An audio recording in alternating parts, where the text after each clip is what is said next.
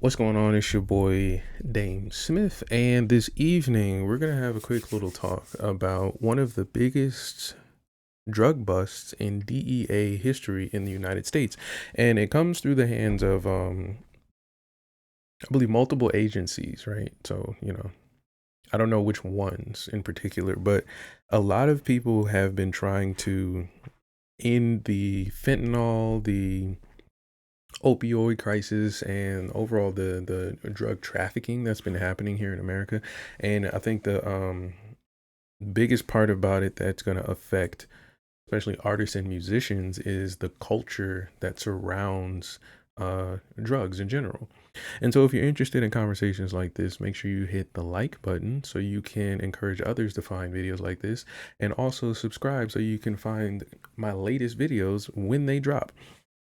So the basic details of the case, I have a few notes here I'm going to go over with you guys, are pretty astounding. And I think for a lot of you guys who have maybe been affected by drug culture or maybe are participating in it, this would be good information for you, especially if you're trying to get into the entertainment industry or if you're a part of it and trying to really improve your situation within it.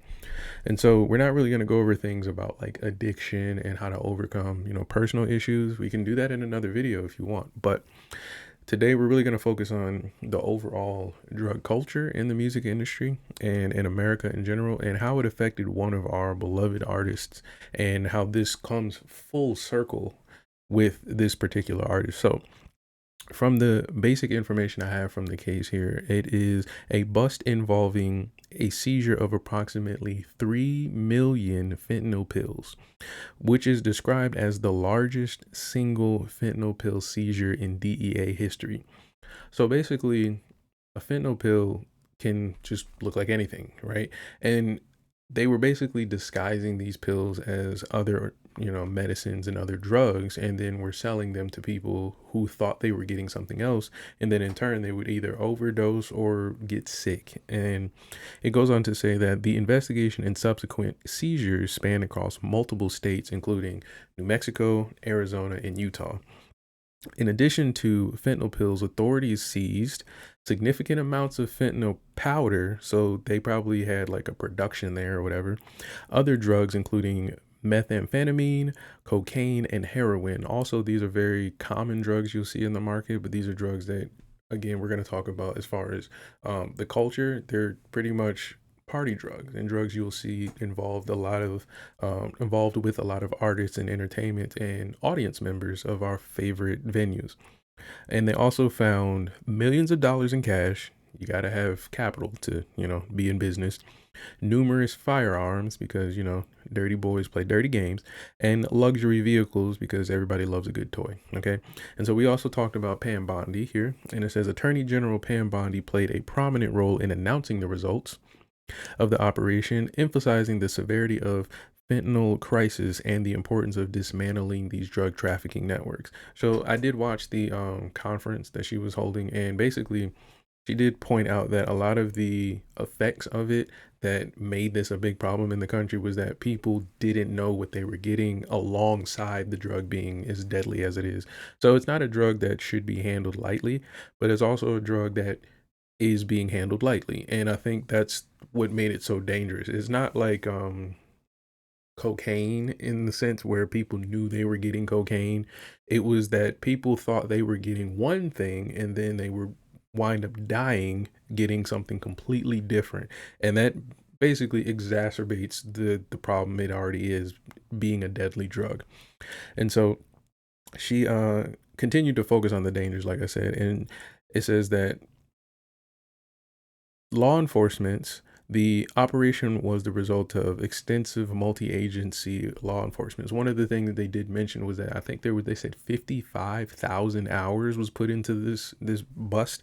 So you got to think, like, when they tell us as musicians, you got to be a master at 10,000 hours.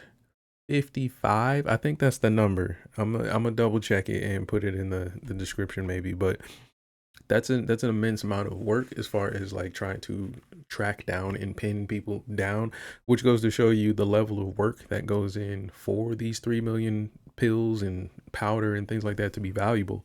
So what it tells me is that there is a big demand for these things. For people to be this invested, for this to happen, there's a big demand. And part of that demand plays a big role in it because a lot of times when you have interviews with drug dealers and these uh super, amazing and awesome total, James Bond style criminals, they'll tell you like they look at it as a business or a job. They don't necessarily look at it as some kind of like, I want to take over the world and be evil and mean.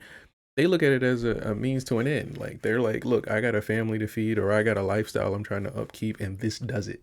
Okay. And so just like most things in the world, we try to figure out, well, then what role do we play in allowing him to have this option, because we want people to, in general, live the lifestyle that makes them happy, but we also want them to do it in a way that's not destructive for everyone else. So I think it would make sense for people who want to make money and live a fancy lifestyle and drive luxury cars, they should be able to do that without harming innocent people while they do it. And so when they say that there is a demand for these things, it's usually meaning that there are people who are in search of these drugs. There's not necessarily a person who's like in a evil laboratory concocting, poison and targeting you until they are. But in general, most people are just trying to provide a transaction, and through laziness, incompetence, and sometimes evil, they wind up poisoning somebody. And this can go from the food industry, this can go from, the toy industry to electronics. Like there's a bunch of people who are just trying to make money, and through their own ignorance and stupidity and sometimes evil, they'll do very, very, very dumb and bad things. So my notes continue to say that the influence of drug culture on the music industry in recent years is complex and multifaceted. There's a kind of connection between like how artists view drugs and use drugs, how the music industry has to put drugs into the, I guess you can say, the product, and then also how fans relate to using and participating in drug use and sales. Okay, so it also continues to say that studies indicate that a significant prevalence of drug references in popular music, for instance, is extremely high. So, one study found that 75% of Billboard Hot 100 songs contain such references, with hip hop and rap leading at 82%.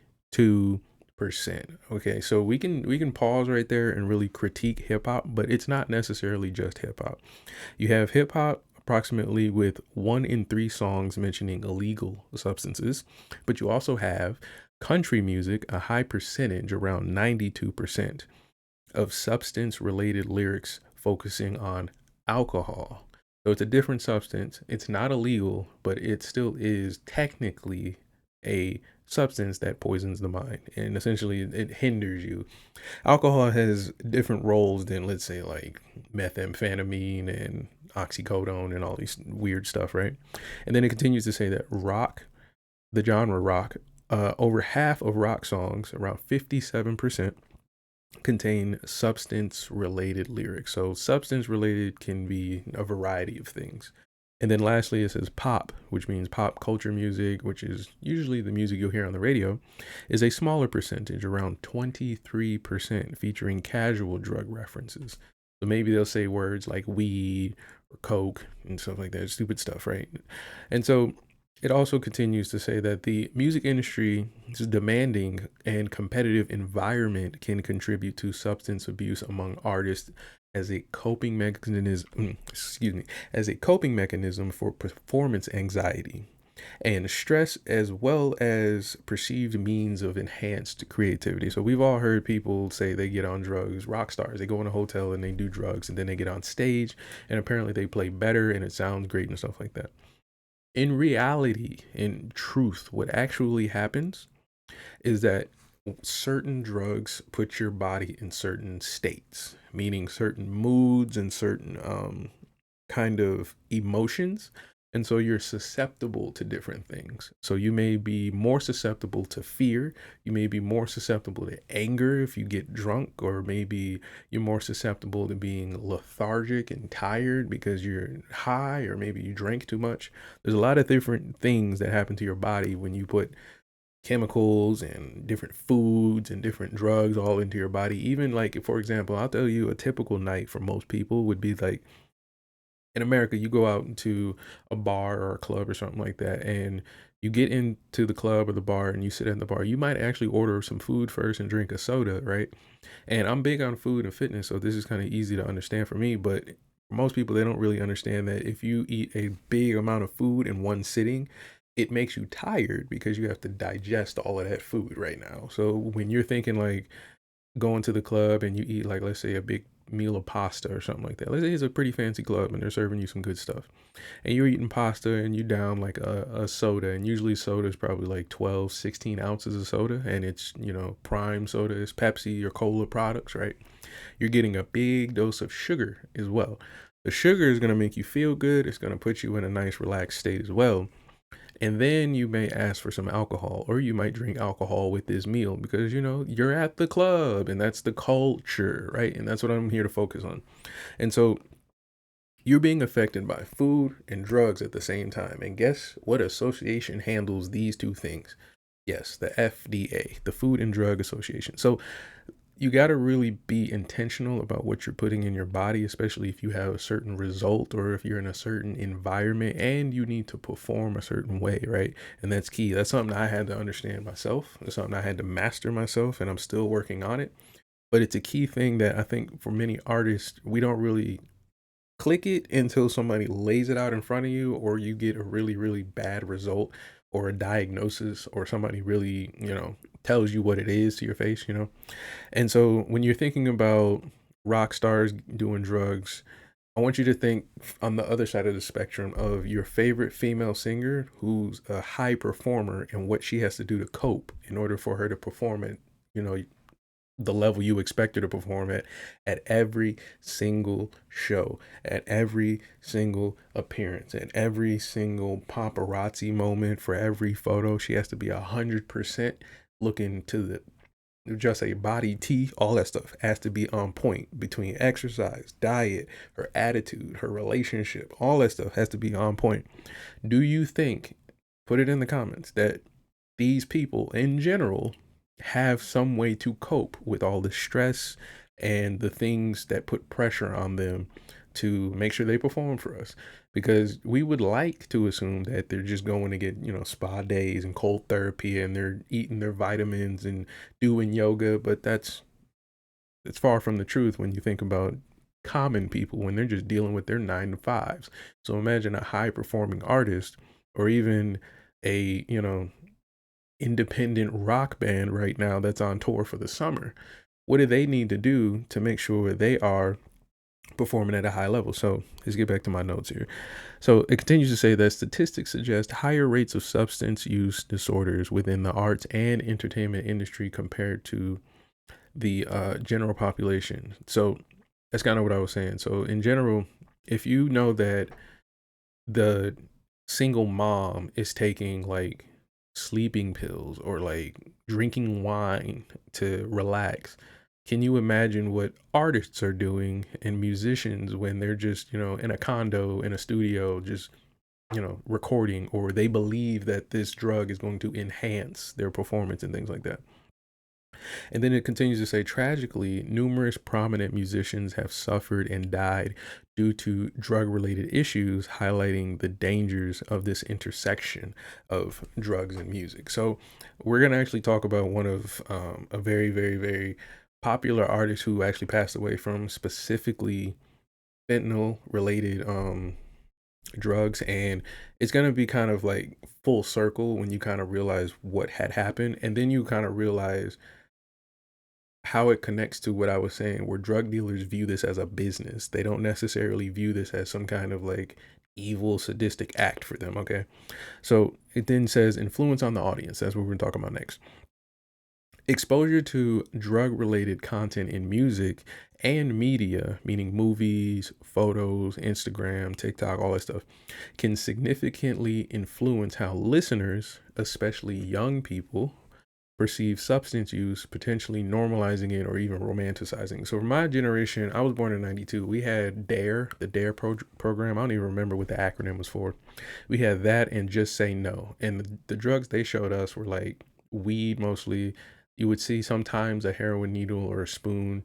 and the big one was crack or cocaine, right? And people told us about that. All the other little chemicals and stuff, you had to be into like that kind of lifestyle to really know what was going on. But in general, us, you know, regular, keep our head down kids, it was like weed, crack, don't smoke cigarettes, uh beer, stay away from alcohol or don't overdrink it, right? And then eventually became kind of like normal to see it on TV. And for me, I kind of understood it already because Dare and Just Say No programs like that, they kind of explain how media influences people through like how movies showing a lot of actors smoking cigarettes, and then you would see kids wanting to smoke cigarettes because they thought, that's what cool people did, that's what adults did. I'm trying to be cool and I'm trying to be an adult, let me smoke cigarettes. If I see an adult driving to work, I'm gonna want a car to drive to work. If I see, a guy wearing a suit, I want to wear a suit. If I see a cooler guy wearing a hoodie, I want to wear a hoodie. I'm just young and influenced, right? And so I kind of understood it when I was younger. And then eventually I started to see more and more artists and musicians smoking weed. You wouldn't really see them uh, doing cocaine, and you wouldn't see them, shooting up heroin in their music videos. But a lot of them were either smoking cigarettes and weed or drinking alcohol, right? Cristal and all that stuff, and hypnotic. That's what was big when I was growing up. And so then my friends started to do it. And it wasn't necessarily that they started to do it because of hip hop. It was just because that's what the adults were doing. That was the culture at the time. Everybody was doing it. And then eventually it got from weed and alcohol to like syrups, pills, um, and things like that. And then putting things in Sprites and people popping pills and Xanaxes and stuff like that. All of that stuff started to become popular. And then just like the DARE program, this generation didn't have a DARE program, but just like the DARE program, I then got to see the same cycle continue where people were like, oh, that's kind of weird and new, but then they would try it and then they would become participants. And this was cool, I guess, in terms of, I guess, people experimenting, but the problem becomes bigger when it's a culture. See, it's not niche anymore. It's not like, oh, that's what that artist does. It now becomes an opportunity for the seller to get more exposure and more eyes on a product, just like most businesses. And it becomes an opportunity for artists to then make money off of selling the real estate of being able to market on their record or on their music video and things like that. Like, if I was trying to get more people to use my product and I knew there was a rapper or a commercial host that would use my product in front of millions of viewers, that's a prime opportunity, right? And so that's how it started to influence the audience, is that audience members was like, yeah, I want to be cool, I want to be hip. A lot of times you would see in music videos people doing things you couldn't really do in your own lifestyle, like be around hot women or drive a fast car and stuff like that, be in cool places. So my notes continue to say that research suggests a correlation between frequent exposure to drug references in music and a higher likelihood of experimenting with substances among teenagers. So even in my own experiences, it proves this. Like, I can see it in my own life, right? And so then there's also genre associations. Historically, certain music genres have been linked with specific drug cultures. So just like how we saw country really had more references about alcohol, but pop, rock, and hip hop had generally a variety of illegal substances or generally drug references, right? So then it breaks it down like this. So jazz, early federal legislation against marijuana was partly motivated by its association with jazz music. So I've heard stories, I'm too young to know, and I would love to hear from actual jazz musicians either in the comments or if you can link to a video or something like that that I can see. But I've heard stories of musicians saying that when they would smoke weed and things like that, they would feel more creative and things like that and feel is more expressive. And really what that is that you're just relaxed. You're just relaxed, and because you're relaxed, certain sound frequencies may hit your body a little better. They might feel a little deeper. You might verbiate with them a little better because you're relaxed. Just like if you're in the gym and your muscles are tight and you need to warm up, that's kind of how that works. So you're relaxed, your blood's flowing, and everything's nice. And what would then happen is when they were in the clubs and performing this music, the music wouldn't sound conventional. And this isn't, uncommon for people to kind of freak out when they heard unconventional music. You should look up the story of the synthesizer. But what then happened was kind of a divide between the musicians and the audience, because the musicians didn't really understand what was happening on stage. They didn't understand how the conventional music happened once they smoked the weed. So then they began trying it. And then once they tried it, it became kind of a culture where if you went to the jazz clubs, you were part of the jazz scene, you were pretty much a jazz guy or girl, you participated. But then this created a rift because at the time there were a lot of political things going on, there were a lot of racial things going on, and of course there was a class thing going on where like if you were if you were a higher off person, I mean, or well off person, wealthy, and you enjoy jazz music, to find yourself in a jazz club meant you had to go to pretty much a lower income area, or you had to pay a jazz musician to come perform for you. And both of those things can be controversial depending on where you stand and how you can view that. Some people will view hiring musicians as, kind of like a transaction that is disrespectful. And then other people will view going to a, let's say, hole in the wall nightclub or a juke joint, as they call them, would be out of their wheelhouse. It would be uncomfortable for them. So it was a very controversial time. But then next came psychedelic rock. Psychedelic rock is the rise of the genre in the 1960s that was closely tied to the use of LSD. So LSD, I don't know much about that at all. I know like movie references and stuff like that, but essentially I think it made people hallucinate, and similar to weed, it kind of like put you in a different mind state. And so I'm sure a lot of people, when they were referencing it and putting visuals to it in music videos, you've seen the t-shirts, you've seen how a lot of the art styles and things like that were coming out. I'm sure it influenced a lot of people to want to experience that and make it exciting and provocative. And then it says next, EDM, or electronic dance music, rave music. Their big drug of choice was MDMA, ecstasy, which is heavily associated with the culture of rave music. And I don't know much about this one, but the biggest reference I remember growing up was White Girls, with Terry Crews was going crazy with the glow sticks. But I think that one pretty much was it heighten your sexuality and again put you in a different mind state and stuff like that. All of these things go hand in hand with music, food, and just the environment and where you are. It basically takes you out of reality on like a next level, right? That's why it connects so well. And then lastly, of course, with 82% of us running the game, hip hop. Hip hop often features references to various drugs, through though some studies indicate country music has a higher overall rate of drug references. So if we're playing like tit for tat, hip hop and country are pretty much neck and neck for being the most drug music. But I think the bigger point here is why.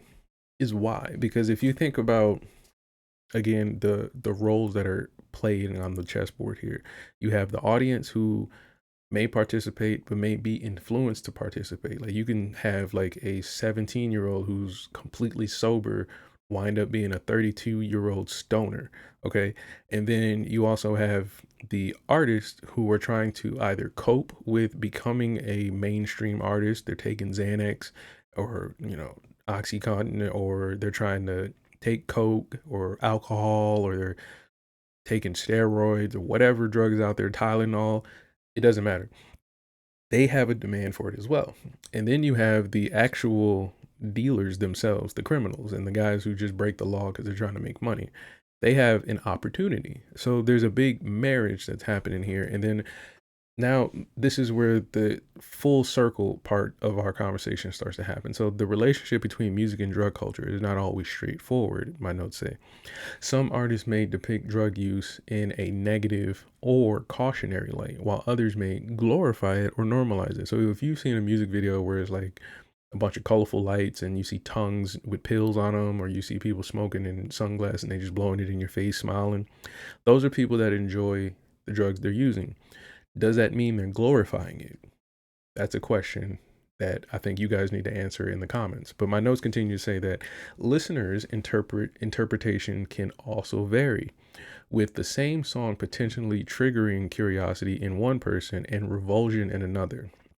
So the next thing it says is there is a growing awareness within the music industry regarding the prevalence and impact of substance abuse.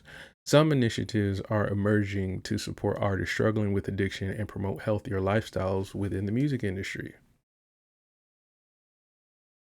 Okay, so this is where the full circle part starts to happen for real, for real. I'm serious. But basically, that just lines you up to kind of understand that we do take it serious that people are addicted to drugs, and we do take it serious that it's an issue that a lot of people have to deal with. But we have to take accountability for the role we play in people having access to these things, people thinking it's cool, and people trying to take advantage.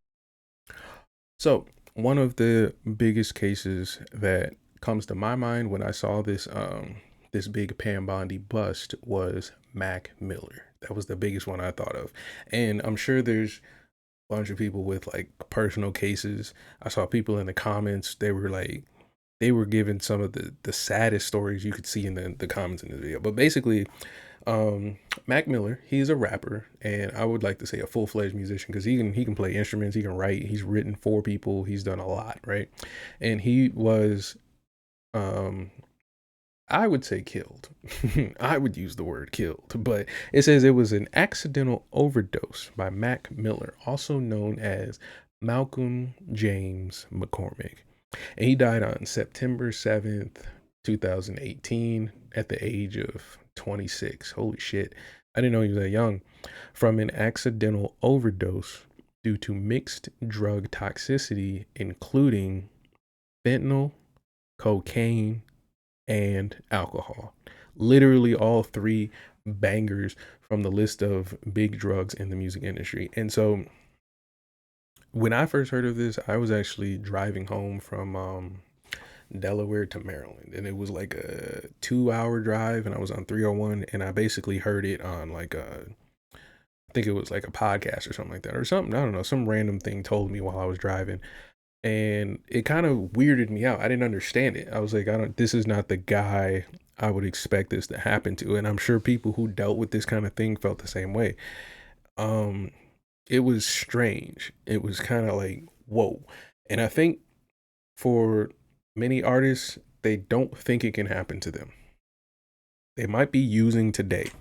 They might watch this video and they might actually be one of these people, and it's not going to necessarily click, and that's what makes it sad, and that's what makes it kind of like, scary, where you can be listening to a song today and tomorrow you truly don't know. And yeah, it was very weird. But it continues to say the three men charged. I didn't know there were three. Three men charged in the connection with supplying drugs that led to his death were, well, they named them here: Cameron, Stephen, and Ryan. We don't really need to know their full names, but it says that the investigation revealed that Miller had sought oxycodone pills and was instead provided with counterfeit pills laced with fentanyl, a potent synthetic opioid. So when they say opioid crisis and they didn't understand why people were overdosing, it's because people were getting what they thought was one thing and then would suddenly die from something else. And that's what they call lacing your pills. Okay. So one of the first guys charged, Mr. Ryan here, it says that his last name is Rivas. Rivas acted as a middleman, supplying the fentanyl laced pills to Cameron, who was another man charged. Ryan, Mr. Rivas, pleaded guilty to the distribution charge, and in April 2022, Rivas was sentenced to 10 years and 11 months. That's 131 months in prison. So if you consider SA charges, if you consider car theft, all these little things like that he could have done, he has 131 months in prison. And so Rivas admitted to knowing pills contained fentanyl in another controlled substance. At the sentencing, Rivas expressed remorse, stating he didn't know the pills caused Miller's death until arrest. So, okay, I'm conflicted here. So, he admitted to knowing the pills contained fentanyl and controlled substance. and another controlled substance. Oh, so he knew they were laced, basically. And but when he got sentenced, he expressed remorse at the death of Mac Miller. So I'm confused. What do drug dealers with fentanyl pills expect these pills to be used for? Because, for example, if I was, let's say, a drug runner or a gun runner, I would kind of assume people would use the guns, right? So I'm kind of confused at the remorse when you knew that the pills were laced, unless there was something between him giving the drugs to Cameron and the drugs being marked as something other than fentanyl. I don't know. But then it goes to the next guy charged, and it says Mr. Stephen Walter. Walter was identified as the person who directed Revis, the man we just read, to deliver the pills to Cameron. He pleaded guilty to distribution of fentanyl. And in May 2022, Walter was sentenced to 17 years. Ugh, 210 months in federal prison. He's in there now, my mans. He is in there now. The judge reportedly gave him a harsher sentence than the 17-year plea agreement due to his continued drug dealing after Miller's death. That's crazy. Walter apologized to Miller's family in court. It's interesting though, because again, he expressed remorse and he led the operation as far as distribution. So I don't understand how they're kind of compartmentalizing what they're doing up until this point, because I don't, they're not telling us how long they've been doing this, or, was this the first time they've had this happen? So we don't know, but that's what makes it kind of conflicting for me as somebody who's, I don't do this. I don't know what this is. This is brand new to me. So then the last person we have is Cameron Petite. The case against Cameron is pending. Oh shit. He is accused of directly selling the fentanyl laced pills and other drugs to Mac Miller 2 days before his death. So he's the one that actually handed them over. And I think the reason, I'm just going to guess, I'm just going to throw it in there. I think the reason it's pending is because he may be the reason that they may have been mistaken. I'm not sure. But the federal charges say that all three men were charged at the federal level with conspiracy to distribute controlled substances resulting in death and distribution of fentanyl resulting in death, which carries a significant mandatory minimum prison sentence. You see, they're getting like 10, 17 years. Okay. Investigation findings. Here's the next chart. Investigators found communications where Petite agreed to supply Miller with genuine oxycodone pills, as well as cocaine and Xanax. So that's key. They found communications where Petite agreed to supply what Miller was asking for, which was oxycodone, cocaine, and Xanax, which I would think, because of what these drugs are, this is something that maybe Mac was using to cope. Maybe this was something that was truly a part of like his personal addiction, and it wasn't, some kind of like message or something he was trying to sing. Maybe he was not actually trying to overdose, but instead he was provided with the counterfeit fentanyl laced pills. Hours after Miller's death was reported, Petite allegedly sent a message stating, "Most likely I will die in jail." So I don't understand. Again, it's confusing.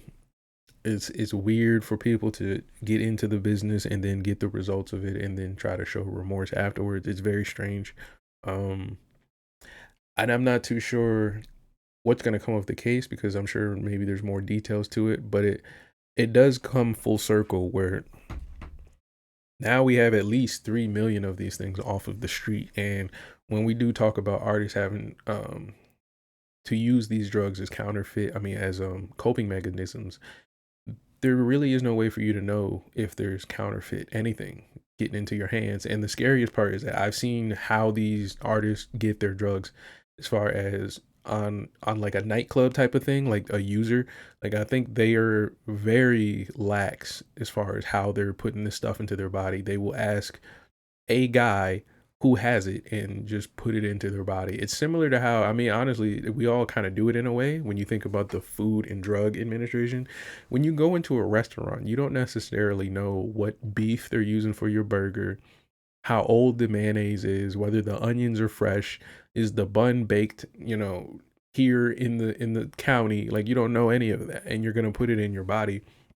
But when it comes to illegal and illicit drugs, they have similar effects to your body. Like, they affect your mind in a different way and maybe affect your physical state. And you again don't know what dude is handing you what you think is one pill and he knows that it is another, and you don't know. But let me know in the comments if this was interesting to you, if this is something that's affected you directly. What do you think of the case with Pam Bondi? That's the biggest point that I wanted to highlight here. And how do you think this is going to affect how you view drug culture and the music going forward? So let me know, and I will see you guys tomorrow night. Peace.